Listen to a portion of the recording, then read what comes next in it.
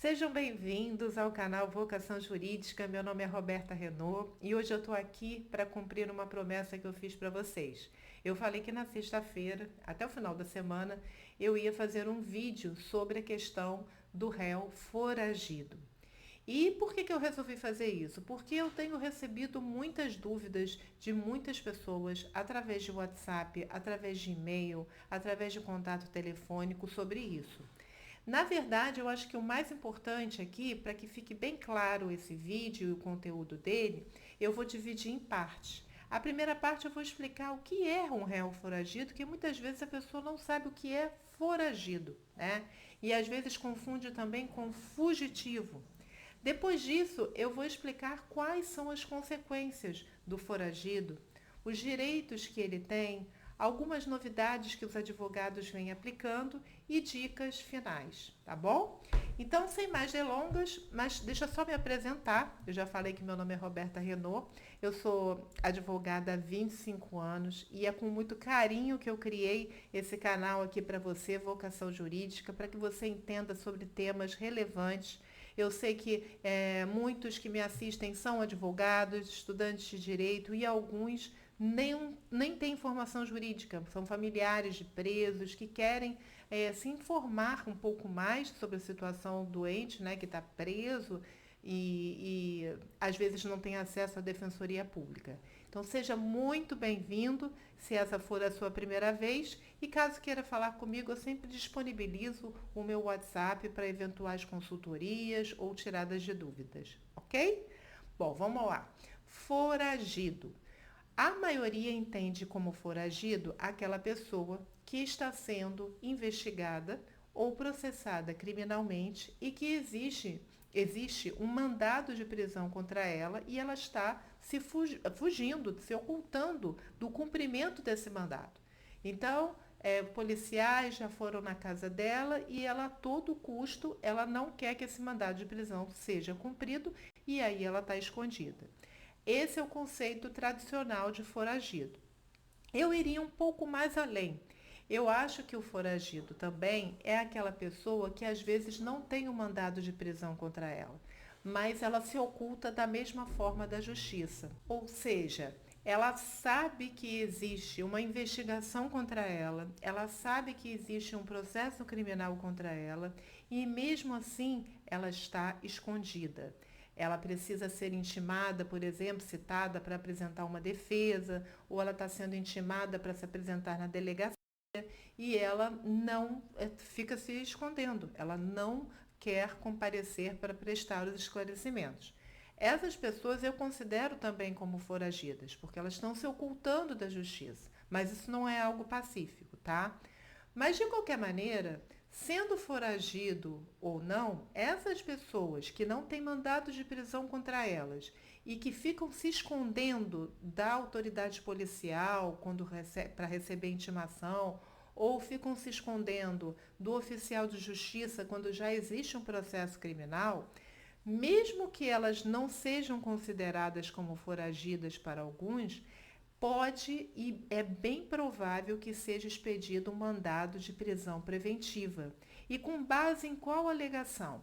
Na aplicação da lei penal. Porque o Estado, quando ele toma conhecimento de uma suposta prática criminosa, ele tem o dever de investigar e ele tem o dever também, se tem indícios de autoria do crime, de instaurar um processo para julgar aquela pessoa, saber se ela realmente cometeu o crime. Então, para que isso ocorra com eficiência, ele decreta a prisão preventiva da pessoa para aplicar a lei penal. Então, é muito ruim, a princípio, a pessoa tomar essa medida de foragir, de fugir, de se ocultar da justiça. Além de foragido, existe também o fugitivo. O fugitivo é aquele que está preso, cumprindo pena ou preso preventivamente e foge da carceragem. Então, aquele que já está cumprindo pena e que foge do presídio, para ele é horrível. Por quê? Todo preso ele tem que ter um excelente comportamento. E a partir do momento em que ele foge, ele comete uma falta grave. E essa falta grave vai gerar uma série de consequências horríveis para ele. Ele perde, por exemplo, o dias de remissão. O que é a remissão? Aquele desconto da pena em razão do estudo, do trabalho. Ele pode o quê? Regredir de regime. Então, se ele está no regime semiaberto, ele vai passar por um procedimento disciplinar e ele pode ir para o regime fechado. E outras consequências, tá? Então, é algo terrível para o preso que está cumprindo pena. De uma forma geral, é terrível para todos. É terrível para todos por quê? Em razão dessa possibilidade de decretação da prisão, né, que eu falei aqui. E se você tentar, imagina que você estava foragida, aí te encontraram, te prenderam e o teu advogado pede a revogação da prisão. É muito difícil ele conseguir essa revogação. Por quê? Porque a pessoa ficou foragida durante um tempo. Então, aqueles juízes, desembargadores, ministros não vão ter aquela confiança de que você vai comparecer a todos os atos processuais. Então, vai ficar aquele argumento de risco de fuga novamente e, portanto, você corre o sério risco de responder o processo todo preso, né? Então, tem que tomar muito cuidado. Agora, uma coisa que eu preciso dizer para vocês. Não é porque a pessoa é foragida que ela não tem direitos. A pessoa tem que ser defendida. Então, como é que é o procedimento na prática? Imagina que você nunca tomou conhecimento do inquérito, de processo, nada disso. O juiz ou o delegado vai tentar te localizar a todo custo. Vai tentar fazer essa localização para que você seja citada, você tome conhecimento de que existe uma denúncia contra você, que você possa constituir o advogado para apresentar uma defesa escrita. Se ele esgota todas as vias, né, para tentar te localizar, aí o próximo passo é a citação por edital, que é uma mera formalidade. Né? Fica fixado, principalmente na porta lá do fórum, que você está sendo citado existe uma denúncia contra você e você precisa apresentar a sua defesa. Ok. E nesse momento, você pode, se você tem conhecimento disso e está se ocultando, você pode muito bem constituir um advogado para te defender. Caso você faça isso, o processo corre e você só não aparece, mas fica lá um advogado particular. Você tem direito a constituir um advogado particular, ainda que esteja foragida, no caso de citação por edital, ok? E muito bem.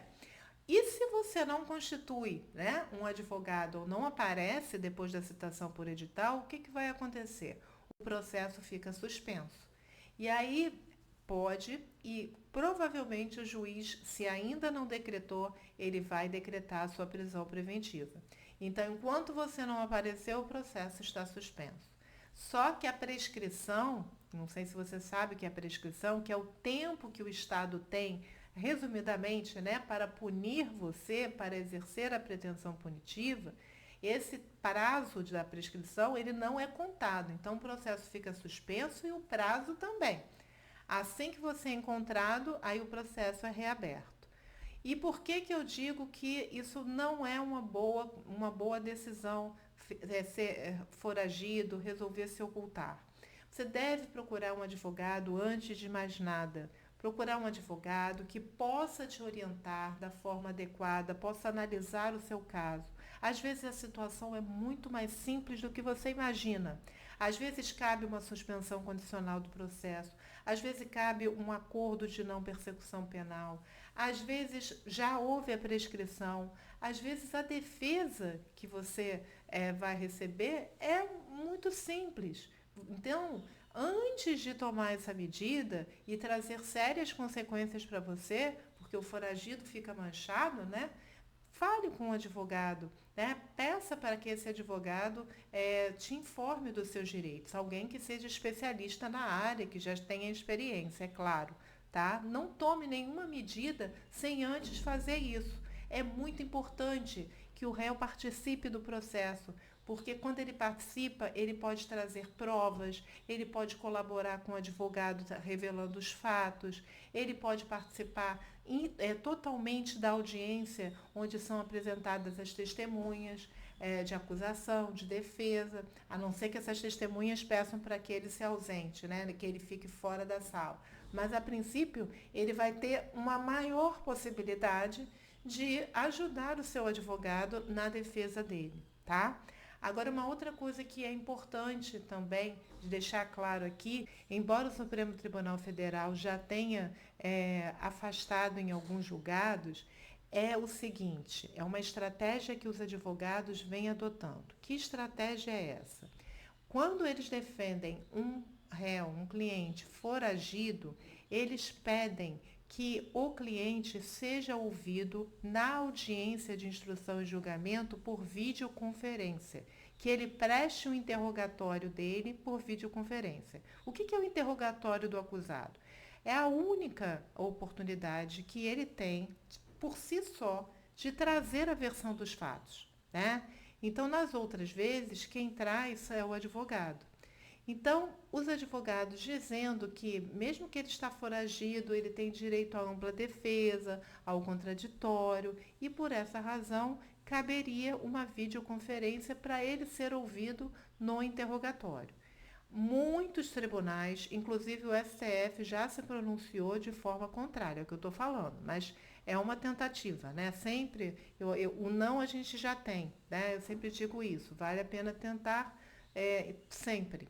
E aí, o que acontece? Nesses casos, o foragido vai prestar o seu depoimento por videoconferência. Os argumentos que os tribunais costumam usar para negar esse interrogatório por videoconferência é justamente estimular o réu foragido. Então, se isso for permitido, ele vai continuar nessa condição, né? E ninguém pode usar a sua própria torpeza para fundamentar um pedido. Eles alegam esse princípio também. Enfim, mas eu estou trazendo aqui uma questão que é importante. O fato é, você estando foragido ou não, você tem direito a um advogado e esse advogado você pode escolher e ele vai te acompanhar ou vai acompanhar o seu processo criminal, ok? Então, fica aqui como dica final. Pensa antes de tomar qualquer decisão a respeito de se esconder ou não da justiça. Conversa com o advogado. Às vezes a questão é muito mais fácil do que você imagina e você, conversando com esse advogado, vai evitar um problema muito maior.